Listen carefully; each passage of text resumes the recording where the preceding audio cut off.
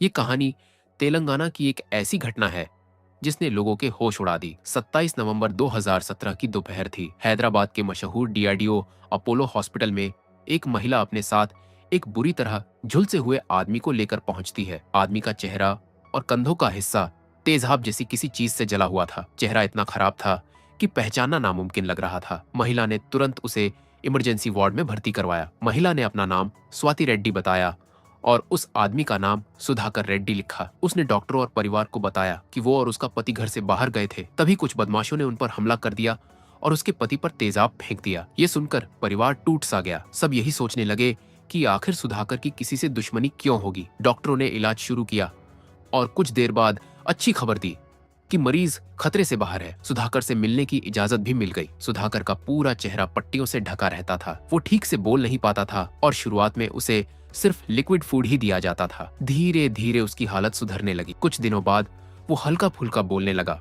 डॉक्टरों ने बताया कि चेहरा पहले जैसा करने के लिए आगे प्लास्टिक सर्जरी करनी पड़ेगी। सुधाकर की माँ रोज उसके लिए घर का बना खाना लेकर आती थी। एक दिन वो बड़े प्यार से सुधाकर की पसंदीदा चीज मटन सूप बनाकर लाई। उसने खुशी खुशी सुधाकर को सूप दिया, लेकिन सुधाकर ने पीने से साफ मना कर दिया। माँ को बहुत बुरा लगा, लेकिन सुधाकर ने एक घूंट भी नहीं लिया। छोटा भाई वहीं खड़ा सब देख रहा था। उसे यह बात बहुत अजीब लगी, क्योंकि सुधाकर को मटन सूप बेहद पसंद था। वो पेट भरा होने पर भी इसे मना नहीं करता था, लेकिन आज उसका रिएक्शन ऐसा था जैसे उसने कभी मटन सूप देखा ही ना हो। धीरे धीरे सुधाकर चलने फिरने लगा। एक दिन छोटा भाई ने उसे चलते देखा तो और ज्यादा हैरान हो गया। चलने का तरीका, बोलने की आवाज, बात करने का अंदाज, सब कुछ बदला हुआ था। पहले सुधाकर उसके साथ हंसी मजाक करता था, लेकिन अब वो चुप चुप, गंभीर और अजनबी सा लगने लगा। छोटे भाई को अब साफ महसूस होने लगा था कि सामने खड़ा इंसान सिर्फ चेहरा ही नहीं बल्कि पूरी तरह से बदला हुआ लग रहा है, जैसे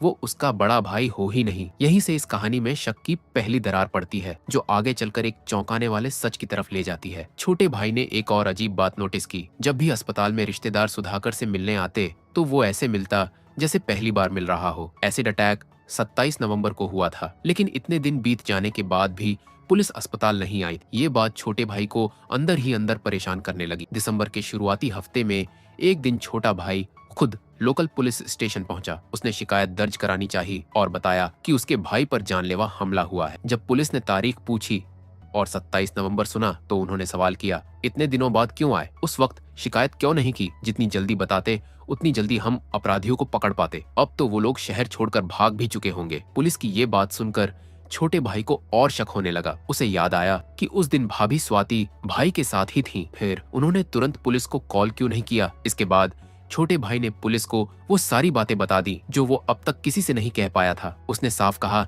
कि अस्पताल में जो आदमी है वो उसके भाई जैसा बिल्कुल नहीं लग रहा। चलने का तरीका, बोलने का ढंग, व्यवहार, सब कुछ बदला हुआ है। ये सुनकर पुलिस भी हैरान रह गई। इंस्पेक्टर को केस काफी रहस्यमय लगा। रोज रोज की ड्यूटी से थके इंस्पेक्टर को लगा कि इस केस को सुलझाने में मजा आएगा। उन्होंने कहा, मैं खुद इस केस की जांच करूंगा, लेकिन जांच बहुत चुपचाप करनी थी ताकि किसी को शक न हो। इन्वेस्टिगेशन का सबसे बड़ा सवाल ये था कि अस्पताल में जो आदमी खुद को सुधाकर रेड्डी बता रहा है वो सच में वही है या नहीं। हैरानी की बात ये थी कि उसकी पत्नी स्वाति उसे ही अपना पति मान रही थी। उसे कोई शक नहीं था, बल्कि वो पहले से भी ज्यादा उसकी देखभाल कर रही थी। डीएनए टेस्ट आसान नहीं था, उसके लिए लीगल प्रोसेस चाहिए था। तब पुलिस को एक आइडिया आया फिंगरप्रिंट्स मैचिंग का। छोटे भाई की मदद से अस्पताल में एडमिट आदमी के फिंगरप्रिंट किसी तरह ले लिए गए। फिर असली सुधाकर के आधार कार्ड से फिंगरप्रिंट निकाले गए। जब दोनों फिंगरप्रिंट्स मिलाए गए तो वो बिल्कुल भी मैच नहीं हुए। साफ हो गया कि अस्पताल में मौजूद आदमी कोई और है। अब पुलिस को यकीन हो गया कि कुछ बहुत बड़ा खेल हुआ है। इसके बाद पुलिस ने बिना शक पैदा किए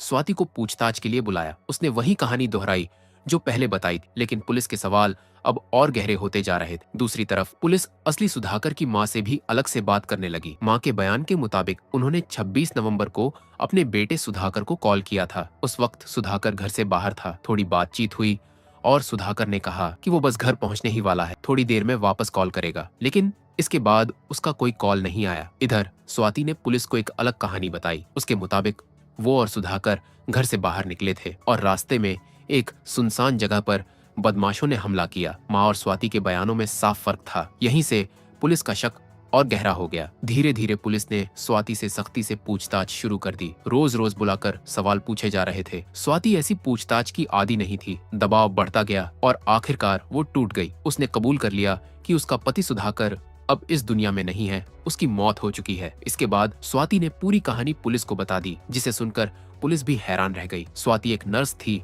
और अच्छे हॉस्पिटल में काम करती थी। सुधाकर रेड्डी एक कंपनी में मैनेजर था। दोनों की 2014 में शादी हुई थी। शादी के बाद 2 बच्चे भी हुए। शुरुआत में सब कुछ ठीक था, काम भी अच्छा चल रहा था, रिश्ता भी ठीक था। लेकिन बच्चों के जन्म के बाद स्वाति की सेहत खराब रहने लगी। कमर और घुटनों में दर्द रहता था। ठीक से चलना बैठना मुश्किल हो गया। सुधाकर उसे डॉक्टर के पास ले गया। डॉक्टर ने फिजियोथेरेपी की सलाह दी। फिजियोथेरेपिस्ट का नाम था राजेश रेड्डी। शुरुआत में सुधाकर खुद स्वाति को इलाज के लिए ले जाता था, लेकिन बाद में स्वाति अकेले जाने लगी। धीरे धीरे स्वाति और राजेश के बीच नजदीकियां बढ़ने लगी। कभी कभी राजेश उसे घर तक छोड़ने भी आने लगा। जब सुधाकर घर पर नहीं होता, तब स्वाति राजेश को घर बुलाने लगी। इलाज कब प्यार में बदल गया, किसी को पता ही नहीं चला। दोनों एक दूसरे से शादी करना चाहते थे, लेकिन परेशानी ये थी कि स्वाति शादीशुदा थी, 2 बच्चे थे। तलाक लेना आसान नहीं था। उसे प्रॉपर्टी नहीं मिलता और समाज क्या सोचेगा, घर वाले क्या कहेंगे, बच्चों का क्या होगा, ये सब सोचकर वो डर जाती थी। इसी बीच एक दिन स्वाति टीवी पर फिल्म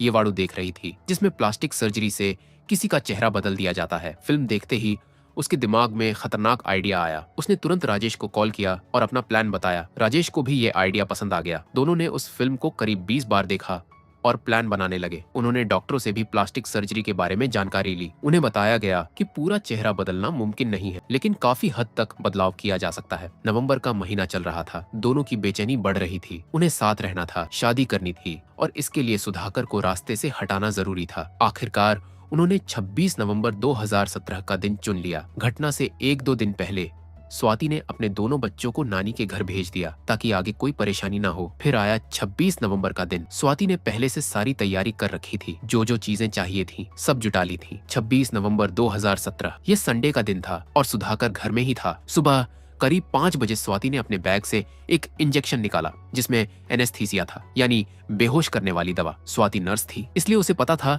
कितनी डोज देनी है और कितनी देर तक असर रहेगा। उसने इसे सोते हुए सुधाकर को देकर उसे बेहोश कर दिया। इसके बाद उसने राजेश को कॉल किया। राजेश पूरी तरह तैयार था। थोड़ी देर में वो घर पहुंच गया। इसके बाद दोनों ने मिलकर लोहे की रॉड से सुधाकर के सिर पर वार किए। तकिए से गला दबाया गया। जब उन्हें यकीन हो गया कि सुधाकर की मौत हो चुकी है, तो शव को बेडशीट में लपेटकर गाड़ी में डाल दिया। घर से थोड़ी दूरी पर एक घना जंगल था। दोनों वहां पहुंचे, जमीन खोदी जो ज्यादा गहरी नहीं थी और सुधाकर के शव को उसमें डाल दिया। फिर पेट्रोल छिड़क कर आग लगा दी और दोनों घर लौट आए। अब अगला प्लान था राजेश का चेहरा जलाना और बाद में प्लास्टिक सर्जरी करवाई जा सके। शुरुआत में तो राजेश काफी घबरा जाता है और ऐसा करने से मना करता है, लेकिन स्वाति उसे मना लेती है। स्वाति ने जानबूझकर सिर्फ 30% चेहरा जलवाया ताकि सर्जरी आसान हो और ज्यादा शक ना हो। दोपहर में स्वाति ने परिवार को कॉल किया और बताया कि सुधाकर पर एसिड फेंक दिया गया है और वो हॉस्पिटल जा रही है। इसके बाद वो राजेश को लेकर हॉस्पिटल पहुंची। प्लान लगभग सक्सेसफुल हो गया था, लेकिन एक मटन सूप ना पीना उन्हें भारी पड़ गया। दरअसल राजेश वेजिटेरियन था और सुधाकर नॉन वेज, इसीलिए जब मटन सूप लाया गया तो राजेश ने पीने से मना कर दिया। यही से सुधाकर के छोटे भाई को शक हुआ और पूरा मामला खुल गया। राजेश अपने आप को जलाने को तैयार हो गया, लेकिन मटन सूप नहीं पी सका। 10 दिसंबर 2017 को स्वाति को गिरफ्तार किया गया। 14 दिसंबर को राजेश हॉस्पिटल से डिस्चार्ज हुआ और 15 दिसंबर को उसे भी गिरफ्तार कर लिया गया। पुलिस ने जंगल से सुधाकर का जला हुआ शव बरामद की। इसी के साथ ये खौफनाक कहानी खत्म होती है।